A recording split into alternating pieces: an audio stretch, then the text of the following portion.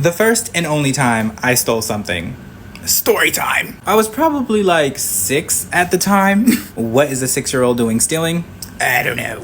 So me, my mom, and my aunt all spent the day together. We went shopping. We went to a little park. We got some food. But on the way home, this is so embarrassing. On the way home, we decided to stop at the dollar store. So we're all in the dollar store shopping around, and my mom gives me $5 to get whatever I want. You know, at that time, $5 to a 6-year-old was a lot of money. $5 to a 6-year-old now ain't nothing. So I'm walking around shopping like I got a job, and I'm picking up candy, games, whatever I can find, get my little sticky fingers on. And I ended up spending all of my money, right? Like everything that was in my hand was all that I could afford. It was hard out there for a 6-year-old. And I was fine. I was fine with everything I had until I came across this cute little teddy bear. It was so cute, brown, probably like this size. I needed to have it. I wanted the teddy bear, but I couldn't justify putting any of my items back. So I came up with this plan. I had a hoodie on, and I was like, you know what?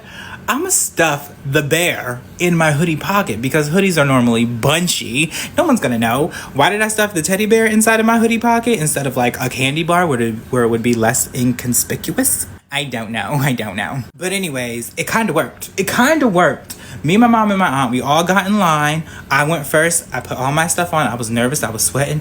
The lady was like, oh, this is going to be $5 or whatever the price was. So I gave her all my money. She gave me my change back. I put the change in my pocket, and I'm like heading out the door, right? My aunt, it'd be your own family. My aunt was like, boy, what you got in your pockets? But I was stone-faced. I was like, nothing. And she walks up to me, reaches her hand in my hoodie pocket, violation, and snatches out my cute little teddy bear. And oh my gosh, my mom started screaming at me.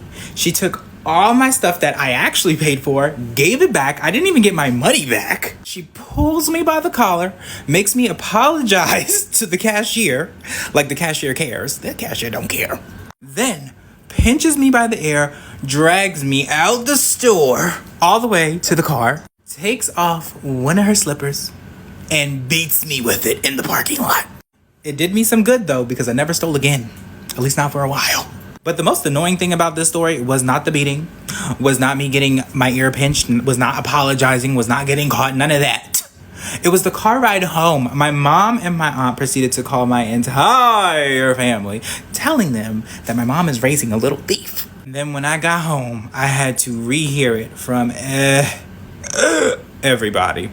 Like, mind your business. My boyfriend confessed that he got his ex-girlfriend pregnant. And yes, I took him back, but you'll never guess why. Disclaimer, this is not my story time with Storytime on Instagram. Part 1. My boyfriend and I started dating almost 6 months ago. We actually met at the gym. But back then, he was going to the gym with his girlfriend every single day. But that wouldn't stop me from staring once in a while. He was the most beautiful man I'd ever seen. Of course, I knew that he was off limits. Fast forward a few months. I noticed that he started coming to the gym on his own. Finally, a few weeks later, he introduces himself to me. He was so formal, shook my hand and said, I've been coming to the gym with my girlfriend and that's who you saw me with. But I'm no longer with her. I would love to take you out on a date. How could I say no to that? Especially after he caught me staring at him so many times. He knew I was into him. We went out on 3 dates exactly before he asked me to be his girlfriend. On the very first date, he told me that his ex had been stalking him. That's when he points at the window. His ex is sitting in her car staring at us while we're inside the restaurant. Then he just started to cry. I realized this was serious. He was so stressed. And after that, we were inseparable. But things just get worse because she started stalking me. Part 2 is up. My boyfriend confessed that he got his ex-girlfriend pregnant. I took him back though. Just wait and see why. Disclaimer, this is not my story time with Storytime on Instagram. This is part 2. On our very first date, he told me that his ex had been stalking him for months. She was possessive and obsessed with him. So much so that he pointed out the window and she was sitting in her car watching us at the restaurant. That's when he just started to cry. I felt really bad for him. I could see how stressed he was, but I also needed to think about myself. But no, I didn't. Instead, we started hanging out every single day. And something would happen every single day. His ex-girlfriend started showing up to my house whenever he came over. Thankfully, I live with my parents. I felt safe knowing my parents were home even though this girl was knocking on my door. She would also call my phone every single day at 3 a.m. And then the worst part is she started showing up to my job. Now, this is when we realized instead of stalking him, she started stalking me. The worst part was when she showed up to the gym dressed exactly like I was. She wore the same red leggings and sports bra, and even styled her hair the same way I did. My boyfriend and I left the gym immediately, but she followed us. Part 3 is up. This girl was completely obsessed with me. She stalked me for over a month. One day my boyfriend shows up to my parents' house bawling. That's when my dad told him that he needed to leave. My parents were terrified this girl would do something to me. And that's when he just said to us, she's pregnant. A few days before we went out on our first date, they ended up hooking up one last time. Apparently she had been begging him. She swears up and down that the baby is his, but my parents don't buy it. My boyfriend now feels extremely guilty for bringing her into my life. Now my boyfriend has to take her to all the doctor's appointments. And she asked me to step aside. I didn't know what else to do, so I broke up with him. With a caveat, we're still seeing each other in secret, but this has stopped her from stalking me. Once the baby's born, there will be a paternity test. I guess I'll update you guys then. Bye. I'm thinking about breaking up with my boyfriend after meeting his family, but I can't really tell if I'm being dramatic. I've been with my boyfriend, who we'll call Andy for the sake of this story, for just about over a year now. Although I have been on a lot of dates before him, he is my actual real proper relationship.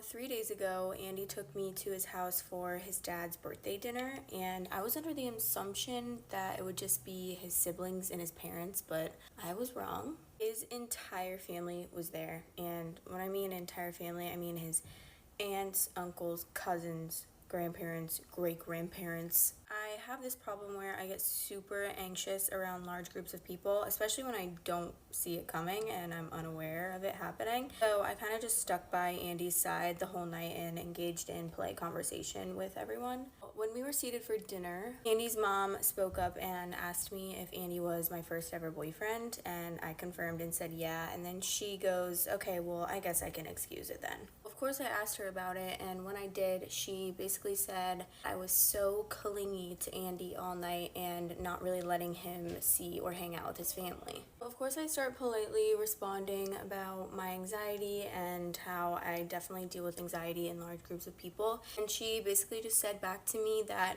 he's a man and he needs his freedom. He doesn't need me stuck by his side. Now, I've always been taught to defend myself, and so I said I was sure that Andy didn't mind. I asked her to please not bring this up around 30 people. Andy ended up interrupting me and telling me to not disrespect his mother like that. I asked him how it was okay for his mom to call me out in front of all those people, but I can't defend myself about it, and he told me to just be quiet and let my dad enjoy his birthday dinner.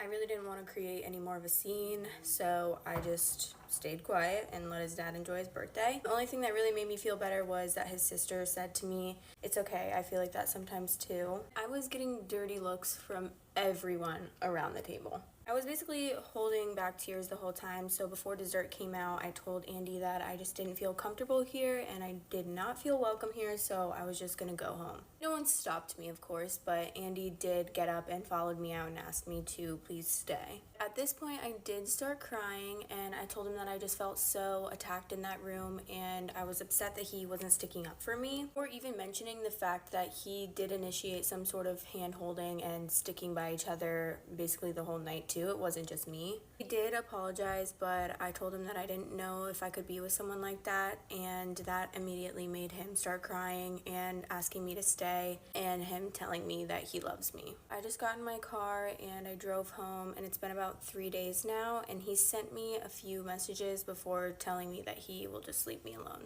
I really like him, but I don't know if I can trust him to stand up for me around his family or even anyone for that matter. I also can't help but feel that I may be blowing this way out of proportion, and I might lose him over something that's not that big of a deal.